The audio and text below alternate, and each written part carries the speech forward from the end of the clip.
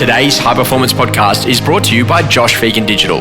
It's the only place that you'll find our expansive resource library. Every form, checklist, visual and dialogue that you'll ever need to systemize your business. Available to edit in PDF to rapidly take your business to the next level.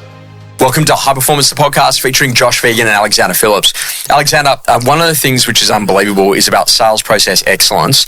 What percentage of properties do you actually take to auction? Like how many do you sign up as an auction authority? 95%. Okay. How many make it to auction day versus how many are actually sold prior to auction About day? 30%. Okay. So the interesting thing, like circa 70% are either sold before the auction day. As a part of that, you've got this unbelievable level of excellence. And I would say that like probably a lot of real estate agents maybe launch the property on a portal, turn up on Saturday and wait to see who comes. And then maybe do that for 1, 2, 3 or 4 weeks. And on the third or the fourth week, they head to the auction and they see how it goes. You are really different to that. Like you've got a very big driver on the quality of buyer work, what you're doing to move the campaign, conversation about what needs to happen. If there's a conversation of changing your marketing, price guides, any of the above.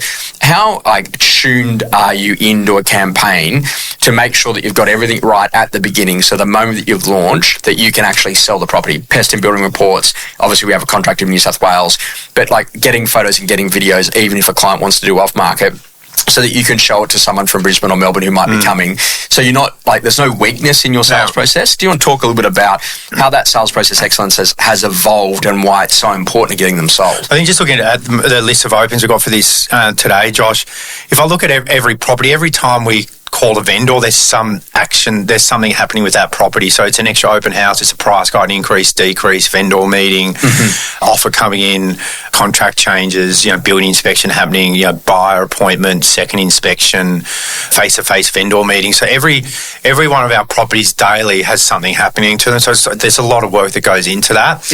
And I think when you look at a property daily and you work out where it's at and what you need to do to get it closer to a sale and being proactive on driving that, you're going to then create more sales and get to the end goal a lot, not quicker, but smarter. Like as in... There's a lot more urgency for the buyer to have to buy though, right? Yeah, exactly. And the vendor is seeing proactively that you're, in there, changing it up.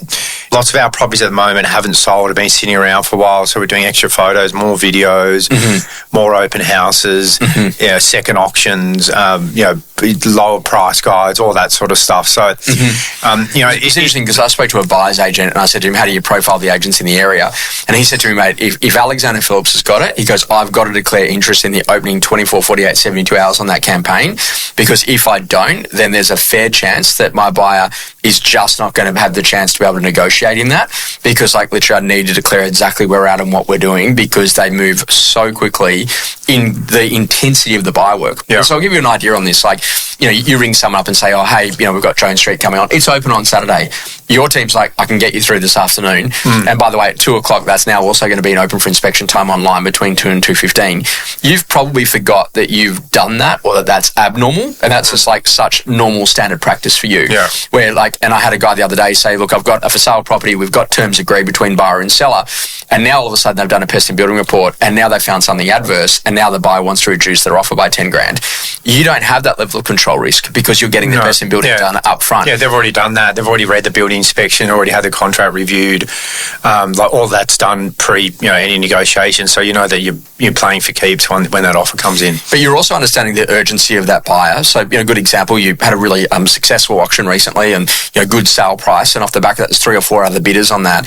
How quickly are you to go and try and find other properties that we could bring to market that those 3 or 4 bidders could be now going to go and buy? And me straight away, we're on the phone the same day, honing in on people we know that have similar properties that we might be able to progress. Does it amaze you that people in the industry go, oh, yeah, Alex, sorry you missed out on that one, but mate, next time we get one, we'll let you know. Yeah. As opposed to you're back in, are there market appraisals, are there past clients, are there key streets, are there key buildings that we could now go and ring and get in front of to actually bring that particular property to market?